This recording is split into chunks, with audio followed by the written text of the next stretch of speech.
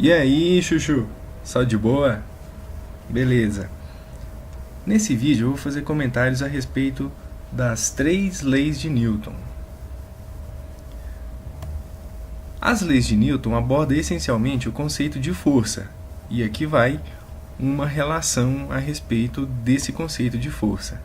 A ideia de empurrar ou puxar um corpo para colocá-lo em movimento está relacionada ao conceito intuitivo de força, ok?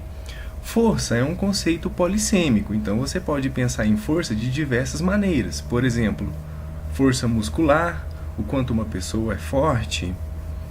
Você pode pensar em força relacionada à energia. Por exemplo, quando acaba a força na sua casa, os eletrodomésticos não ligam, não é verdade? Então tem essa relação de força com energia também.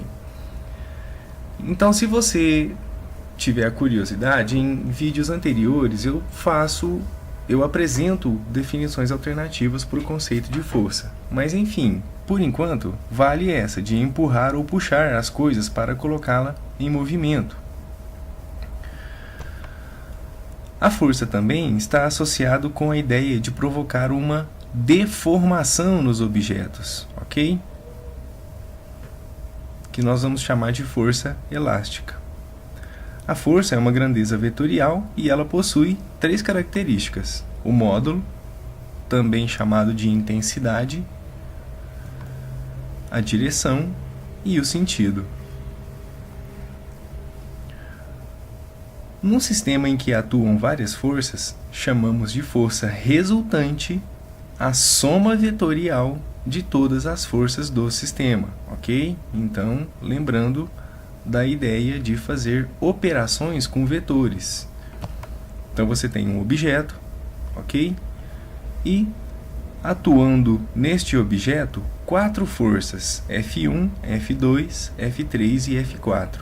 Então existe uma maneira de você representar essas forças sobre o objeto de tal maneira que você possa encontrar a força resultante. Então você representa as forças do corpo, ok? Só que agora em sequência, ok?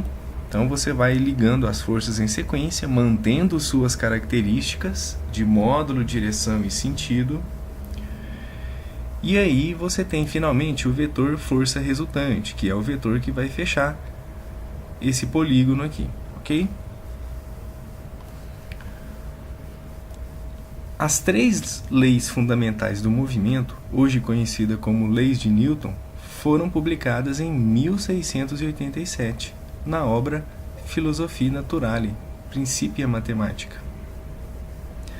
Na verdade, se eu não me engano, essa palavrinha tem a sonoridade de Principia, o C tem som de QU.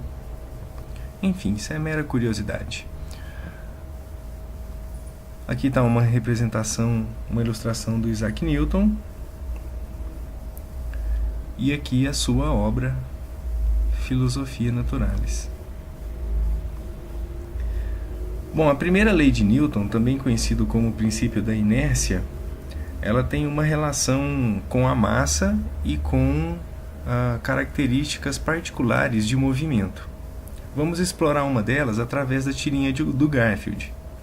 Então você tem o John falando que o Garfield é preguiçoso e o Garfield contestando que ele está conduzindo uma experiência científica. O John volta a insistir que ele é preguiçoso e diz o Garfield: estou testando a primeira lei da física. Preguiçoso, preguiçoso, preguiçoso. Corpos em repouso tendem a permanecer em repouso. Então, na verdade, o que o Garfield está fazendo de uma tirinha para outra, de um quadrinho para o outro, é permanecendo em repouso, ok? Isso está relacionado com o princípio da inércia, mas eu quero que você tome o cuidado de lembrar que inércia não está relacionado só com essa questão do repouso representada pelo Garfield na tirinha. Vamos pensar na seguinte situação, em que um objeto tem uma força resultante representado por um vetor nulo. Se não há força resultante, a velocidade é constante, ok? A velocidade sendo constante pode caracterizar duas situações. Ou a velocidade é nula, ou a velocidade é diferente de zero e o corpo se encontra em movimento retilíneo e uniforme. Ou seja, com velocidade constante e aceleração nula. Ok? Então, mais uma vez, se a força resultante sobre o corpo é zero, a velocidade será constante. Nessa situação de velocidade constante, você tem que ou a velocidade é nula e o corpo se encontra em repouso, igual estava o Garfield, ou a situação em que a velocidade é diferente de zero e o corpo se encontra em movimento em linha reta, que é retilíneo e uniforme. Se o movimento é uniforme, não há aceleração. Resumindo, para alterar o vetor velocidade de um corpo, tanto seu módulo, relacionado com acelerar ou frear, como sua direção, fazer curva, é necessário a ação de uma força resultante não nula. Força resultante diferente de zero, ok? Então, para acelerar ou frear, ou fazer uma curva, a força resultante precisa ser diferente de zero. Tem um experimento bastante simples de se fazer, que é você colocar um pequeno cartão em cima de um copo com água e uma moeda em cima do cartão. Se você puxar esse cartão com uma certa rapidez, o que vai acontecer é que a moeda vai permanecer em repouso e então cai dentro do copo.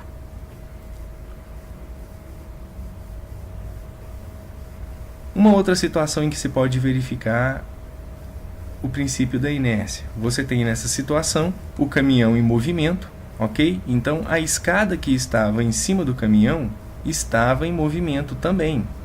Ou seja, a escada tinha a velocidade do caminhão enquanto estava em cima dele. Ao colidir com o carro, o caminhão freia bruscamente.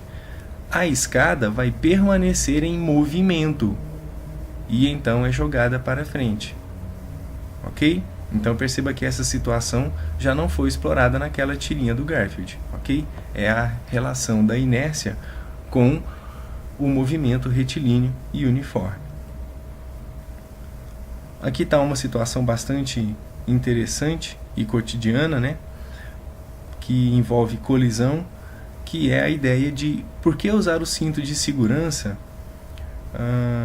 para que haja maior segurança no transporte de passageiros. Qual que é a função do cinto de segurança, ok? Então, o cinto de segurança é um dispositivo que está vinculado necessariamente à ideia de inércia. Se você está em movimento no carro, ok? E há uma colisão, o carro freia bruscamente.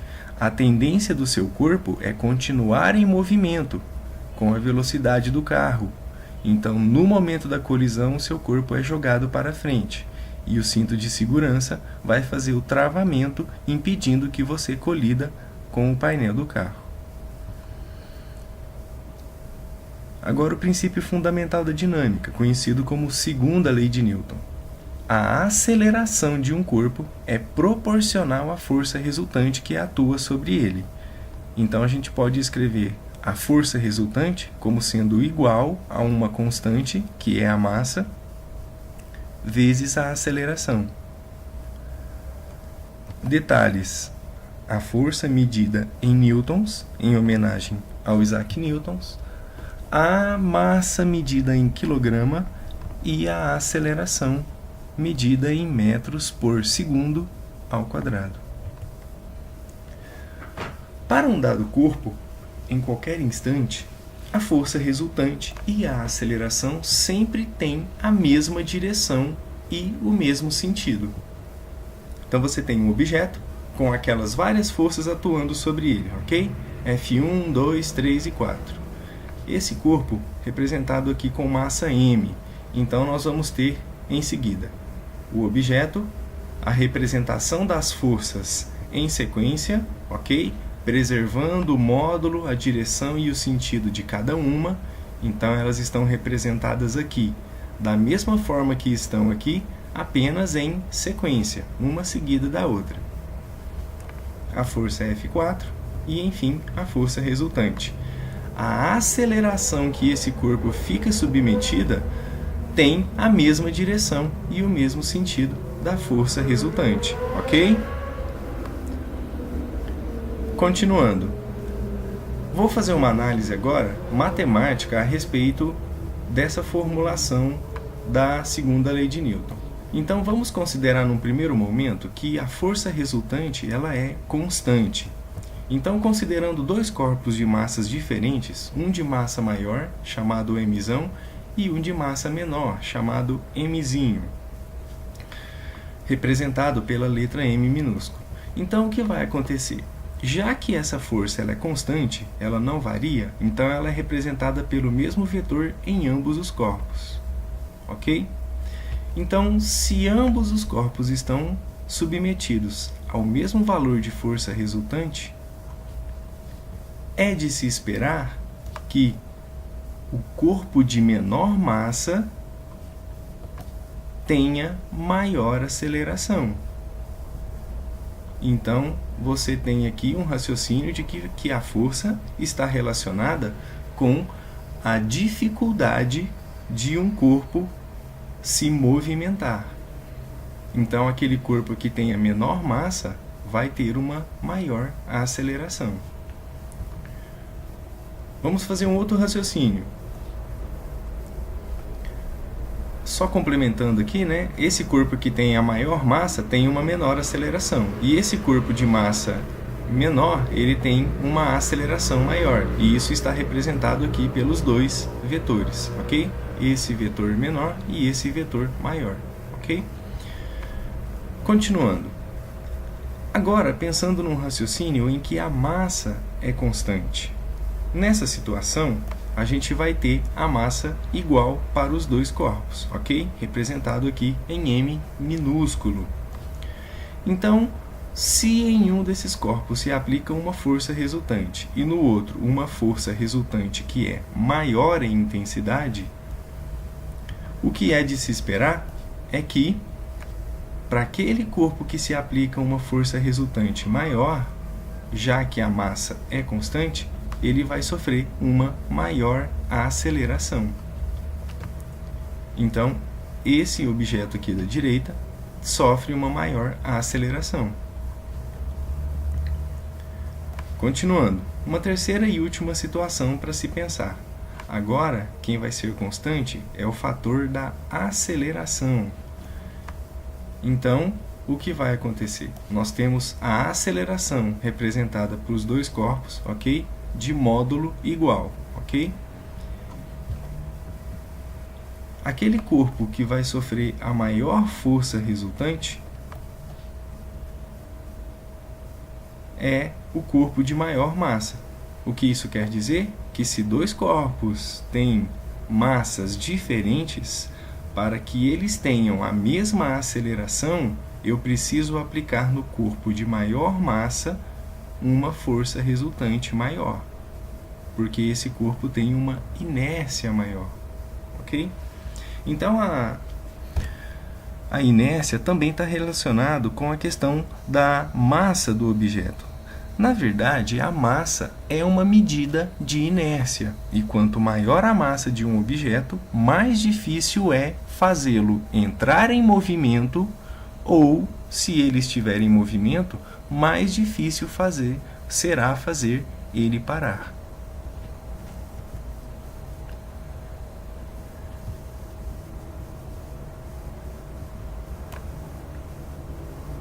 Continuando.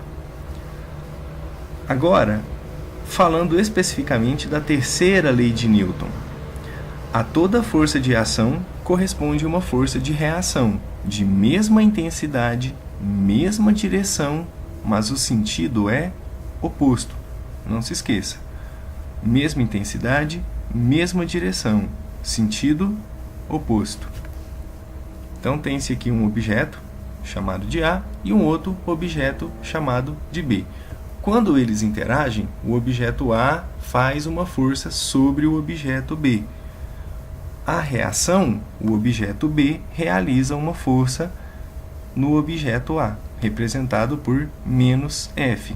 Perceba que as duas forças têm o mesmo módulo, ou seja, o mesmo tamanho, têm a mesma direção, ou seja, ambas as forças estão na horizontal, mas uma força é aplicada no corpo A outra força no corpo B, e elas têm os sentidos contrários.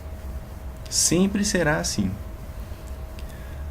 As forças de ação e reação sempre atuam em dois corpos distintos. Ação e reação nunca estão realizadas atuando no mesmo corpo. Está aqui uma outra situação em que você tem a aplicação da força de ação e reação. Ok? Você tem a reação da bola na cabeça do jogador, a ação da bola na cabeça do jogador e a reação, que é a cabeça do jogador aplicando uma força sobre a bola. A situação de um soco, ok? Então você considera a força de ação como sendo a do soco e a de reação a do rosto na mão, ok?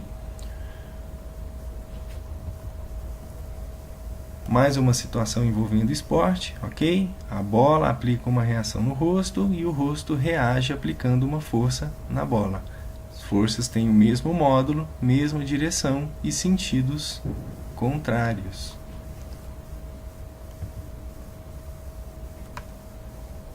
Uma outra situação que evidencia forças de tração que são aplicadas em fios. Uma força puxa, a moça puxa o fio para trás. Ação e reação, aplicadas em corpos diferentes.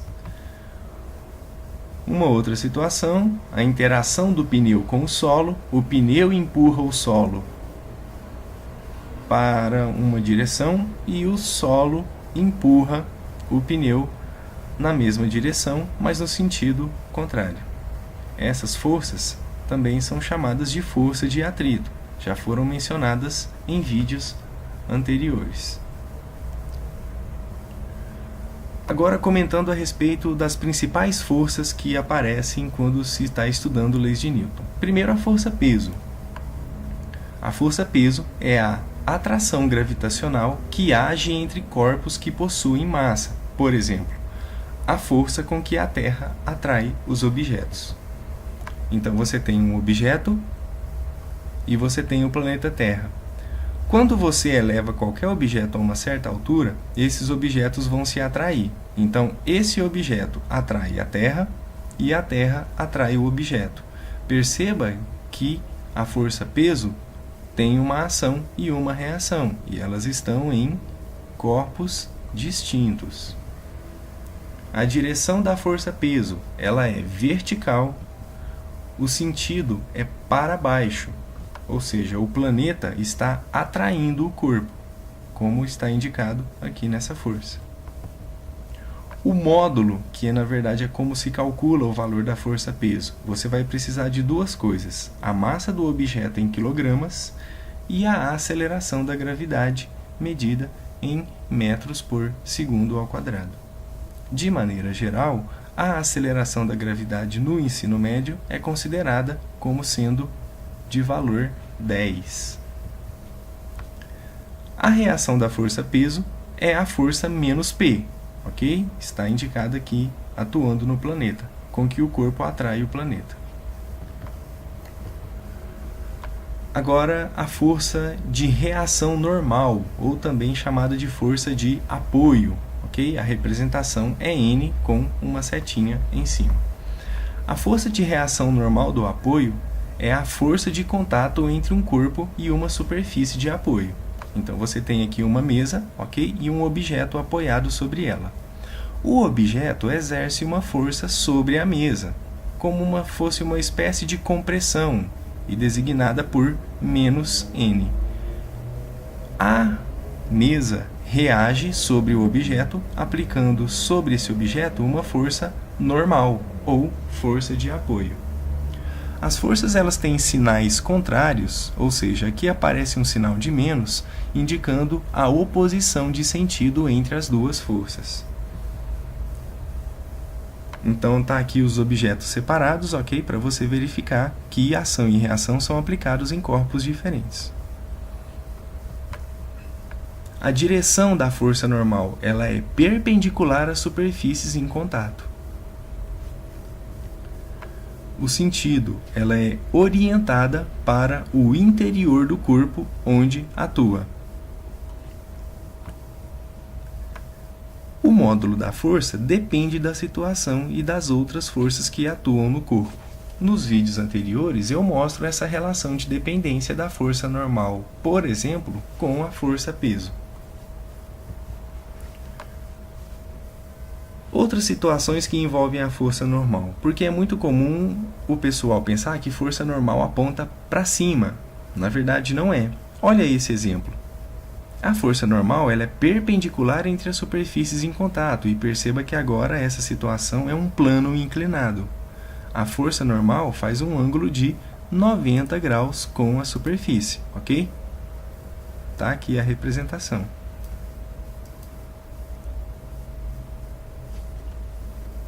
Agora os corpos separados indicando que ação e reação estão em corpos distintos. Olha essa segunda situação, uma bola presa por um fio e encostada em uma parede vertical. Nessa situação, a força normal não aponta para cima, mas sim, ela é perpendicular às superfícies em contato. Então, considerando a superfície da bola e a superfície da parede, a força normal é perpendicular a essas duas superfícies, tanto a ação quanto a reação. Agora a representação dos dois objetos separados.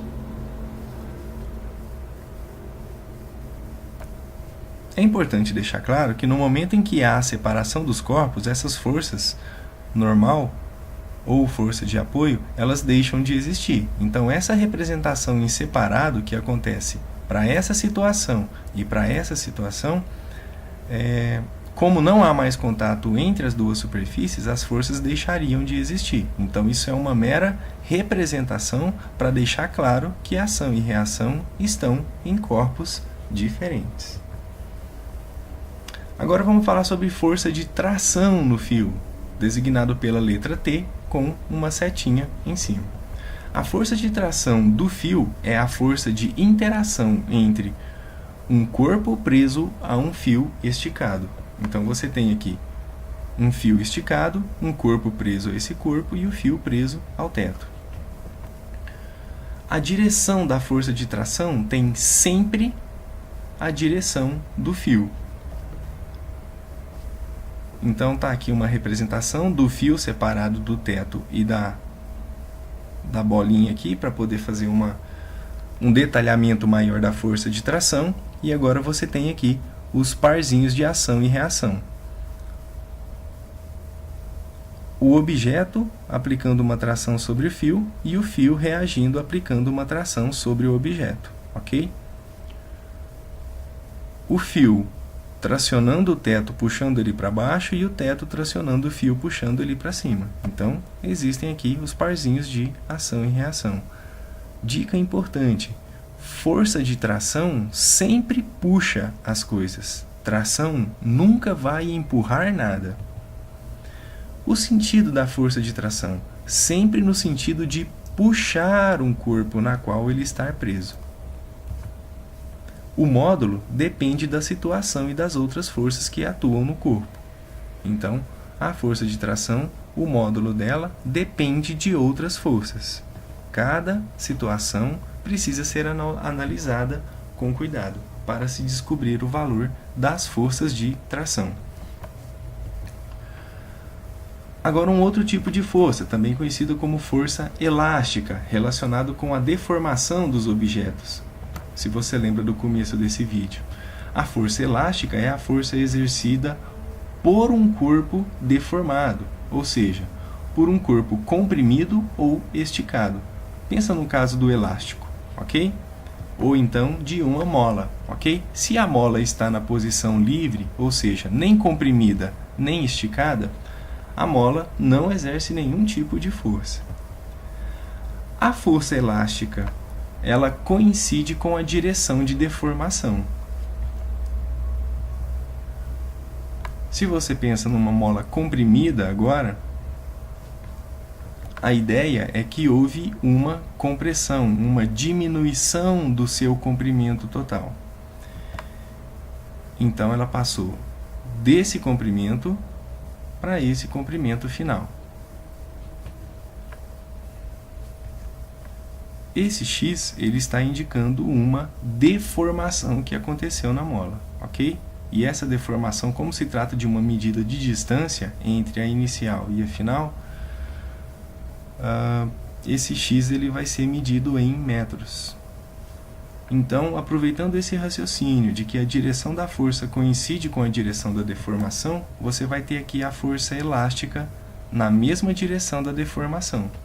Mas o sentido dessa deformação é oposto. Então, a deformação está para a sua esquerda e a força está para a sua direita.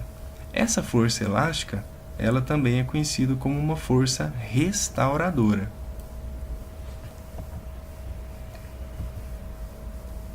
A situação agora da mola esticada, ok? Então, em relação à sua posição de equilíbrio, que é essa daqui, ao esticar a mola, ela sofre uma deformação aqui para a sua direita, ok? Então, a força elástica está no sentido contrário dessa deformação. O módulo da força elástica é um valor constante, chamado de K, vezes o X, que é o correspondente da deformação da mola. Esse K aqui, ele varia conforme cada mola, é como se fosse uma espécie de identidade da mola. Cada mola vai ter uma identidade diferente, então cada mola tem um valor de K distinto, e esse X é o valor da deformação em metros. Essa relação de que força elástica é o K vezes X também é conhecida como lei de Hooke. Falando um pouco mais sobre força de atrito. A força de atrito é a força que surge quando uma superfície movimenta-se ou tenta se movimentar em relação a uma outra superfície. Ela surge em virtude das irregularidades existentes entre as superfícies em contato. Então, se nós considerarmos uma análise microscópica da superfície do chão e da superfície do bloco, nós podemos detectar pequenas irregularidades nessas duas superfícies. Tentamos deslocar o bloco para a direita, aplicando-lhe uma força F horizontal. A força, ainda falando sobre a força de atrito, enquanto o bloco permanece em repouso, a força resultante é igual a zero.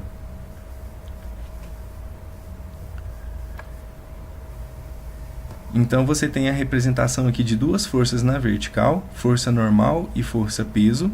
Perceba que nessa situação só estão representadas as forças de ação, não estão representadas as reações. Então, já que a força resultante é zero, a força normal é igual à força peso. Pensa na seguinte situação, vamos fazer uma segunda analogia. Suponha que esse bloco aqui fosse um cabo de guerra, e que esse cabo de guerra ele é puxado por duas equipes, a equipe N e a equipe P. Se esse bloco não afunda no chão e nem flutua sobre o chão, qual das equipes puxa mais forte, a equipe N ou a equipe P? É bem verdade que as duas equipes vão puxar com a mesma força, porque não há movimento nem para baixo e nem para cima. Então, N igual a P, ou seja, o módulo da força N é igual ao módulo da força P. Isso na vertical. E a força de atrito é igual à força F na horizontal. Então, se você pensar novamente que não há força resultante na horizontal, a força que atua para a direita e a força que atuam para a esquerda tem que ter o mesmo módulo. Se aumentarmos o valor da força F e o bloco permanecer em repouso, então a força de atrito também aumentará. A força de atrito atingirá o seu valor máximo quando o bloco estiver na iminência de se movimentar. A força de atrito que surge enquanto as superfícies não se movimentam, uma em relação à outra, recebe o nome de força de atrito estático. Resumindo, enquanto o bloco não começar o seu movimento sobre a superfície do chão, essa força de atrito vai se chamar força de atrito estático. Note que a força de atrito estático tem um valor variável, ou seja, se você muda o valor da força que você aplica sobre o objeto, a força de atrito estático vai aumentando de valor, até que esse objeto possa se movimentar. Então, o valor dessa força depende do valor F da força que você aplica para movimentar o bloco, também chamado de força solicitadora. Então, a gente pode fazer a seguinte análise gráfica com relação à força de atrito. Você vai ter que o zero é menor ou igual que a força de atrito estático, que é menor ou igual a μ estático vezes a normal. Então, a força de atrito estático se calcula dessa maneira. Força de atrito estático é o coeficiente de atrito estático vezes a força normal. Perceba que essa força de atrito ela tem uma representação gráfica que começa no ponto zero, ok? E aí essa força cresce linearmente, ok? Até um certo valor que é máximo. Quando ultrapassar esse valor máximo, o bloco pode começar a se movimentar. E isso caracteriza uma segunda situação de força de atrito e de movimento. Então, só especificando, esse μe é o coeficiente de atrito estático. Isso é um número adimensional. A partir do instante em que o bloco começa a se movimentar, a força de atrito diminui ligeiramente e torna-se constante, independente do valor da força solicitadora. Então, agora a gente tem essa situação. A força de atrito é agora denominada força de atrito cinético ou dinâmico. Qualquer uma das duas palavras serve para dar nome à força de atrito. Então, a gente tem o mesmo gráfico anterior de força de atrito estático. Quando chega num certo valor máximo, se esse objeto começa a se movimentar, a força de atrito estático se torna cinético, ok? E atinge um valor ligeiramente menor, ok? Representado aqui no gráfico. Força de atrito cinético. E também tem um valor constante, ou seja, a partir do momento em que esse objeto está em movimento, esse valor da força não muda de módulo. A força de atrito estático, sim, muda de módulo e está representada aqui, ok? Toda essa situação representada para o bloco em repouso e agora essa situação para o bloco em movimento.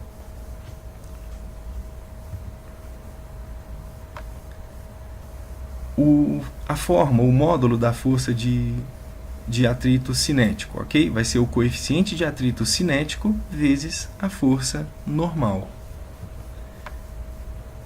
Esse νc, na verdade, eu errei aqui, desculpa.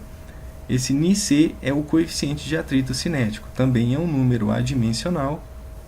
Geralmente ele é menor do que 1. Tanto o do atrito estático quanto do atrito cinético. Dependendo também dos materiais que estão em contato na superfície. Bom, essas aqui são algumas referências de livros que eu utilizo para planejar essas aulas de vocês, ok? Quero agradecer a sua atenção. Fique à vontade para deixar o seu comentário no vídeo, para postar a sua dúvida também, nós podemos interagir. Quero agradecer a sua paciência e a sua atenção de estar assistindo esse vídeo até esse ponto. Eu espero que de alguma forma eu tenha colaborado para você entender um pouco melhor sobre as leis de Newton. Um grande abraço e até o próximo vídeo.